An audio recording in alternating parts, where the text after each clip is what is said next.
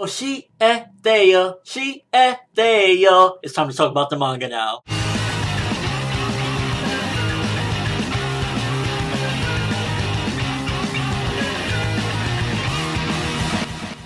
So Tokyo Ghoul is a 143 chapter long manga that ran from 2011 through 2014, and it's a seinen manga. Basically, the premise of it, to put it brief, some guy named Kaneki Ken, one day something happens to him where he goes from being a normal human to becoming half ghoul, and he has to struggle with morale and a lot of different things of that nature. Now, obviously, it was the anime that got me into the manga, but I went back and read the entirety of it, and I suggest you do the same because the anime did change some certain aspects to the story and left out some things, so it definitely is worth the read if you've already seen the anime to go back and check it from the beginning. Now, for starters, I want to talk about the art real quick. I will definitely say one thing about the art. In the beginning, the art isn't so stellar. It's not until around the 30s or 40s where the art actually starts to get better and improve. So definitely, if you're a little bit like disappointed coming in from the anime and looking at the manga, the art is not as good, but it definitely improves around the 30 to 40 chapter mark. Now, as a whole, one of the things I definitely got to say is that I feel the driving force of the entirety of Tokyo Ghoul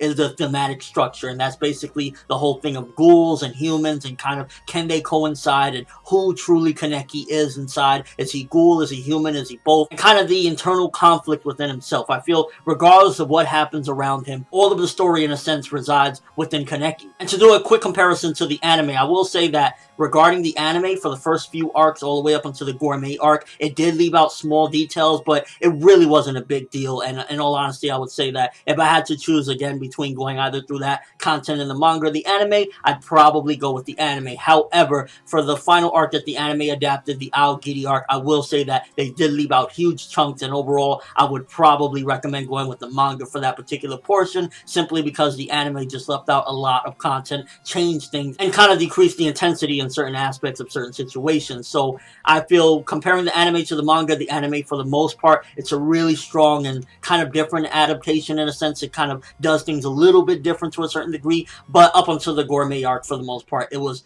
pretty decent and pretty on par with the manga. Again, it was very fast because it's only a 12-episode series, but it did a good job until that part, in my opinion. Now, to be honest with you, as of the manga right now, with 143 chapters, I definitely like to split the series up into two, because I think, in all honesty, where the anime ends is the perfect point to end it as well, because that's pretty much the halfway mark, in my opinion, regarding where the story turns. Because from the beginning of the story to the point in the Aogiri arc where Kaneki gets captured, that's pretty much the point of him being black-haired Kaneki and pretty much embracing his human side, trying to fight off the ghoul side and kind of reject it and say, no, I'm human, forcing himself to pretty much not eat anything and kind of just keeping himself weakened. So I definitely like to split it up into two different portions regarding that aspect, and that's kind of like a difference as well, because after that part, it's no longer the same thing with Kaneki. Kaneki no longer is, that same sweet person. He becomes a monster. And I'll definitely say that's the point where I feel the character improved dramatically in many different aspects. For starters, it's almost as if you traded in Tsunayoshi Sawada from Hitman Reborn or Shinji Ikari from Evangelion for like a Alucard Jr. He just gets so much better with certain things, but also goes down an even darker path. So while he acquires new power and gets his way more badass personality and overall just does the right things after this point and decides to say the hell with being nice, at the same time is also slowly losing bits of his humanity. And again, that kind of goes all within the theme of this. It's him fighting off both of his sides to kind of find a balance. And since he's the only one in this entire series that has to go through this half-breed situation, only he can see it. Now, regarding some of the characters in the series, for starters, Hide, I feel as though for the most part, he's not the most relevant character, and to be honest with you, I feel as though his existence solely is to kind of balance out Kaneki and kind of keep Kaneki grounded to his humanity throughout the entire series. Whenever Kaneki goes down a dark path, for example, or he's thinking about going one way or the other, he always thinks of his friend Hide, the one that saved him in times of tragedy, the one that kind of brought him up and brought his spirits up and helped him out. So I feel as though his sole purpose mainly is for Kaneki. Like, other than that, he really, a lot of times, can be irrelevant. And from the beginning to the end, in all honesty, it just really felt as though he was kind of just there for Kaneki. Other than that, he really served no point. It honestly felt as though the author just squeezed him in to the story for the sake of it when he brought him in and had him be the delivery person for the Dobes, because it was like, oh yeah, you're a delivery guy, yeah, you've been a little bit investigating this thing, why don't you come along with us? It's like, he's a delivery boy that maybe had some sort of knowledge. Like, what? And Toka, she was actually my favorite character of the entire series up until after the Aogiri arc, because after that she kind of just became far less relevant and really wasn't involved in the story. So unfortunately, Toka, after the Aogiri arc, I was a little bit disappointed just not having her around, and I loved her character. She kind of had that tsundere feel, and she was also struggling with some of the similar things that Kaneki was struggling, except it was mainly that she kind of almost forsake the fact that she was a ghoul because she just hated this feeling and kind of really wanted to connect with humanity more. So it was just really disappointing to see her get cut off in the halfway mark. Some of the most interesting and best bits of this entire series, to be honest with you, all revolve around Kaneki. Again, it all goes back to him when he's going through and trying to discover different things, when he's trying to go back to the whole situation with Rize and find out what happened. It all really goes back to him whenever it's interesting or exciting or anything of that nature, because I feel the best parts of Tokyo Ghoul is the things that is going on with the ghouls. Whenever there's ghouls, it always feels enjoyable, entertaining, progressive. It feels as though the plot is moving along. The other half of the manga that at times I kind of feel it gets a little bit slow is really the dobes. Like, there are a few dobes that are definitely interesting and kind of move things along as well, like Amon, Mato, Akira, Juzo. So there was a few ones that definitely has a little bit of interesting things to them. But at times, sometimes when they just sit there and they talk about the case over and over, it feels as though I'm going through like recap. And in a sense, it is important because this is their side of the thing. And again, all back to the thematic structure of what makes Tokyo Ghoul what it is, and the quality of it is really humanity and the ghouls. We're always seeing both sides of the coin, each step of the way for each of them. And to be honest with you, I feel as though the manga just got even more exciting and more interesting from the Aogiri point onward. Besides the fact that Toka really wasn't involved that much when she was my favorite character, it's just when the story just completely took a different turn. It's no longer, oh, Kaneki's in Anteku and something might happen along the way. It kind of just steered clear away from that and just made Kaneki become a venturer and go out to kind of find out what happened. I definitely wish that Rize was around a little bit longer in the beginning of the series, and it was maybe a little bit more build up to what she ultimately does to Kaneki, because a big portion of the series revolves around her existence as well, and kind of how it all began with her and Kaneki. So it would have been a little bit more interesting if she had more build up to kind of like ultimately what she did, and we got a little bit more of them bonding. I would have liked to see a little bit more of those outings when he kind of just would always see her in the background. He'd be shy, because it definitely would have built things up. But as a whole, her relevance to the story, I mean, she's not even really around for majority of the story because she dies in the very beginning.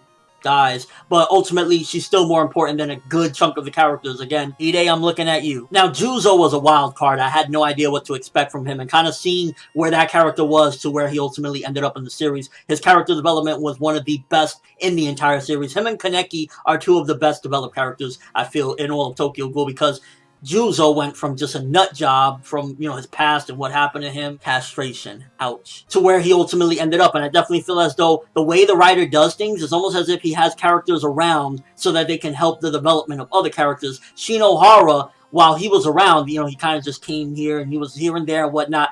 Ultimately, his existence mainly was to help develop Juzo into a better person, and in the end, he succeeded. And to be honest with you, regarding the finale of Tokyo Ghoul, one of the best things about that finale was seeing Juzo's development, that he finally realized, holy fuck, I am human, maybe I should start acting that way. And Shinohara made me realize that it does help to care about people, and it is a good thing. And now, talking about Kaneki's development, I mean, just from where he started out being timid, not wanting to accept who he is, to ultimately eventually over-accepting it to a certain degree and kind of even cannibalizing people, it really showed how much he had grown throughout the entire series, and I really appreciated seeing his character evolve. Unfortunately, the character Nishio, which in the beginning he kind of seemed badass, shortly after the Aogiri arc, he pretty much became irrelevant as well. And that's kind of the downside. Like, the turning point of the entire series is the Aogiri arc, and while it got better, some of the characters from the beginning definitely became more relevant, like Toka and Nishio in particular. They like just really had no involvement in the manga for the most part. Hell, even Hinami was more relevant than them, so that says a lot. And to be honest with you, one of the big things I got to talk about with this review is mainly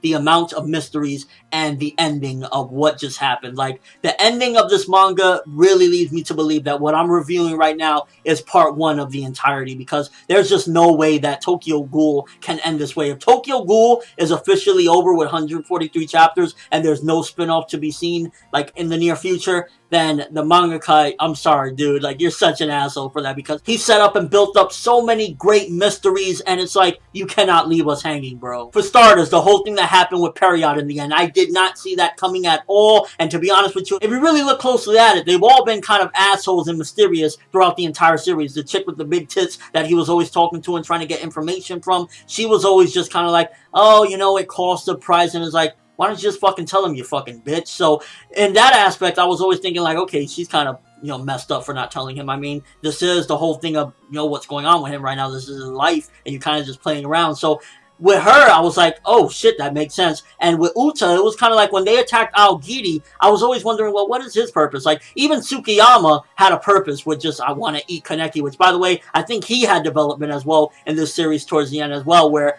at one point, it almost seemed as though he actually legitimately cared for Kaneki, and it was just far beyond just wanting to eat him. Or maybe it was that he was so obsessed with eating him that it got him depressed. I don't know. But going back to Period, Uta never really had a purpose to fight in the Aogiri War, so I understood, like, oh, okay, yeah, there's something mysterious about him as well. And then that, like, random bartender that had joined Anteiku at one point, it was just like, that was some Eisen and a half shit. I did not see that coming in the end. And Uta, one of the biggest pieces of shit in manga in 2014, because I was just like, oh my god, this entire time you fuckers were behind. What happened? It looks like a big portion of it was all a joke to them, but at the same time, there's still more. Why did they do it? Why were they keeping this information? Who are they involved with? What is their ultimate goal as well? What is Aogiri's ultimate goal? Like, they just said a couple different things where they were trying to smoke out a liar, and the king is going to pass. So there was a lot of questions as like, okay, what is their ultimate goal regarding ghouls? And then with Dr. Kano joining them and him kind of finding his resolve and kind of saying, yeah, I'm going with Aogiri from now on, it makes you wonder what is his ultimate goal as well. Not to mention the V organization that Yoshimura at one point pledged when he was younger to basically be with them or whatnot. Them approaching him and basically their existence is like, well, what were they up to? Was there supposed to be some sort of war between Aogiri and the V organization? Is Amon dead? At the end, we did see Dr. Kano speaking with someone in regards to inspectors having a more durable body than normal humans,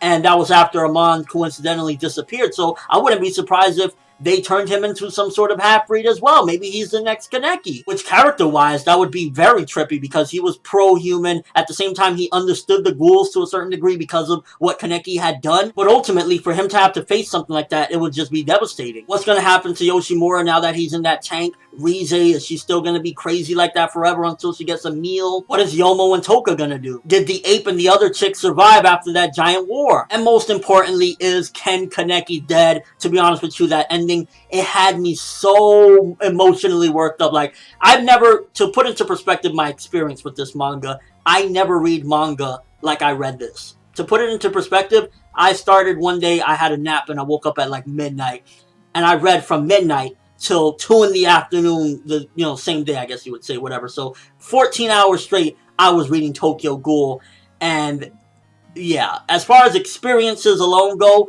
this was one of a kind, and it was just that addicting and that exciting and interesting. But taking a closer look at that ending, after basically seemingly his fight with Arima, which Arima, this huge mystery, which I believe there's a manga about him, Tokyo Ghoul Jack, so I gotta look more into that. But with the final fight of Ken and Arima going at it with one another, first of all, the mental thought between white-haired Kaneki and black-haired Kaneki, and kind of them saying, let's rest a bit. To be honest with you, I don't buy it that he's dead and he's inside that black suitcase. It's so tragic, taking the entirety of what was built up with this series. If you look at it thematically, it was all built up. What can Kaneki accomplish as well with this world? Can he change this world to make ghouls and humans live in harmony? For it to end with Kaneki basically having no impact on the world whatsoever, other than Amon, which Amon is basically non-existent at the moment, he disappeared, then what was the point of, you know, Kaneki's entire journey? It boggles my mind, and it makes me believe that there truly has to be some sort of sequel in the works. Even the Black Rabbit Mask incident was never explained, so it just really left you a lot of questions. Now, to be honest with you, my theory regarding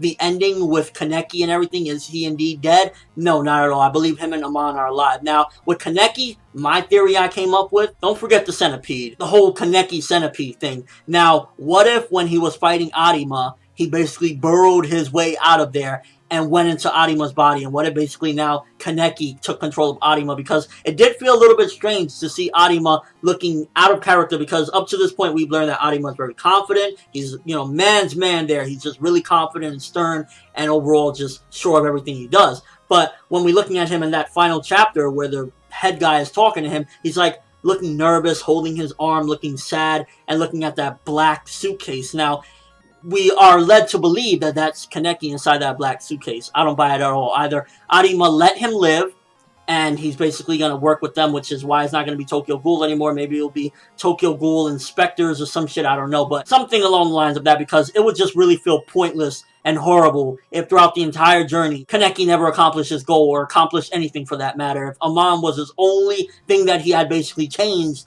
and Amon disappeared. And with all that being said, I felt as though this was a very good series that has a very weird ending, a very cliffhanger ending, and it almost screams part 2 has to come, because if that was the actual ending, then I definitely feel as though I was cheated out of an experience at the end, and it just really screams out that there should be a part 2. So with all that being said, I would have said that this was probably a 9 out of 10, but there's just so many unanswered questions, so many questions that arose in the last couple chapters that, in all honesty, it's still a very good manga as it stands, but it could have just been way better if it answered a lot of these questions or didn't leave all these loose ends. So I'd say Tokyo Ghoul is around an 8 to an 8.5 as it stands right now. There's supposed to be an announcement in October, but until we get a sequel manga, that's what it is. It's a very good manga with a lot of just mysteries that stood unsolved. And again, the driving point of this entire series is the thematic structure. Can Kaneki, half ghoul, half human, can he change the world? Can he make people live in harmony? Who is he? Is he ghoul? Is he human? What is to this character? There's just so many things that I felt this series brought that was incredibly strong regarding the theme. It's just the ending that just makes you think, wow, there should be more. And there's a lot more I want to say as well, but I don't want to make this video too long. I'm just going to keep my fingers crossed that one day we will get a sequel. But let me know what you guys think. First of all, any theories regarding all these unanswered questions? How do you feel about Tokyo Ghoul? It was an incredible experience. I've never in my entire life read manga for like 12 to 14 hours straight.